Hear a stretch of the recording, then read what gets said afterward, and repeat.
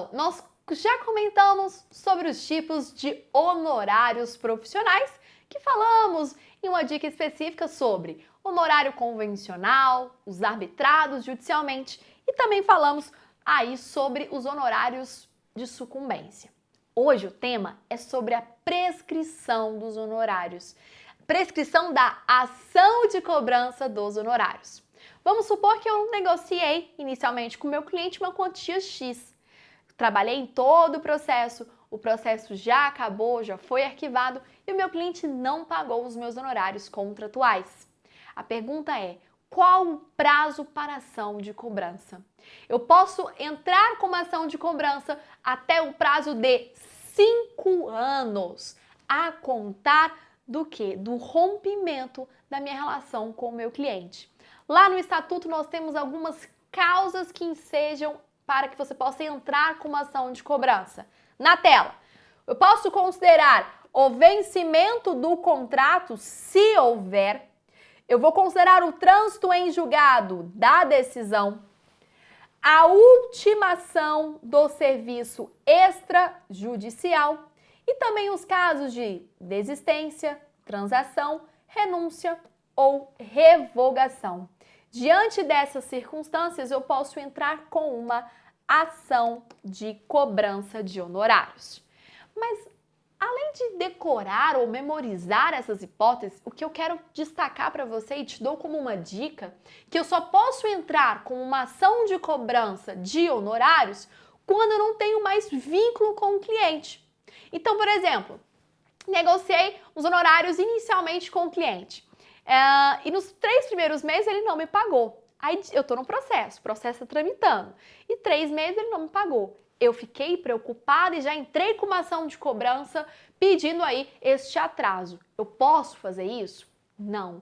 Eu só posso entrar com uma ação de cobrança quando eu não estiver mais no processo e não ter mais nenhum vínculo com o meu cliente. Por isso que eu afirmei aqui, ó, no caso de renúncia, eu posso renunciar à minha procuração do processo e aí depois da renúncia, depois que eu cumprir o prazo de 10 dias, eu entro com ação de cobrança, tá bom?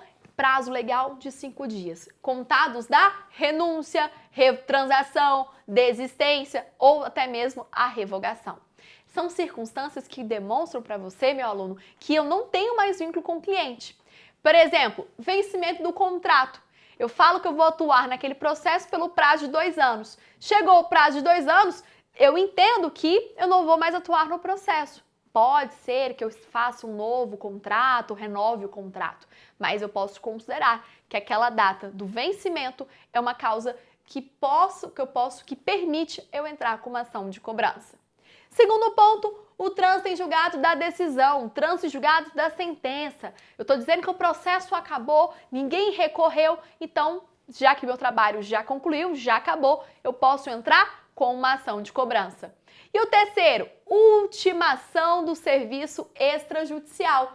Ultimação do serviço, olha, eu vou no cartório, eu entrei com recurso no Detran, ou entrei no cartório, acabou tudo que eu tinha que desenvolver na esfera extrajudicial, posso então dar ensejo aí a uma ação. E por último, que a gente já comentou.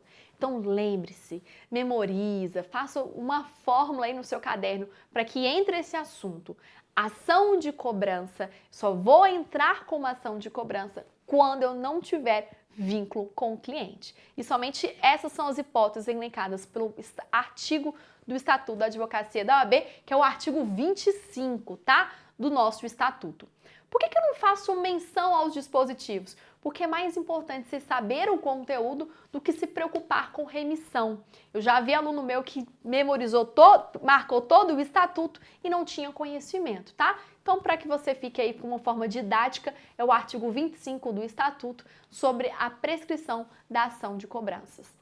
Fica com essa dica, vá lá no capítulo, dá uma reforçada no assunto de honorários. E vamos dar aqui mais uma dica sobre honorários que veio aqui rapidamente. Você sabe como cobrar os honorários do seu cliente? Será que existe uma forma fixa de cobrança? Exemplo, os honorários deverão ser pagos sempre em parcelas fixas. R$200, R$200. É assim que tem que ser ou eu posso cobrar os honorários da forma que eu quiser?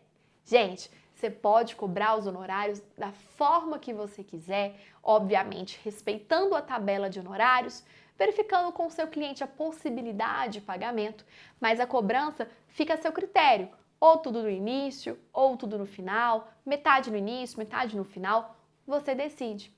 Lá no Estatuto, no artigo 15 e 16, nos diz que se você não tiver uma forma de cobrança e não souber como cobrar os honorários, você pode dividi-lo em 3 partes. 1/3 devido no início do processo, o outro terço na metade do processo e o restante ao final. Então se divide em 3 partes. 1/3 no início, protocolei a ação, 1/3 na primeira decisão judicial, você tem outro terço e o restante no final do processo. Lembrando que o final do processo é sempre considerado a primeira instância. Então, quando eu fixo e estabeleço honorários contratuais com meu cliente, eu estou levando em consideração a primeira instância, tá bom? Então, fica essa dica e eu espero vocês no nosso próximo encontro. Qualquer dúvida, deixa aqui no nosso vídeo, me procura nas redes sociais, prof.Daniela Menezes. Eu espero todos vocês.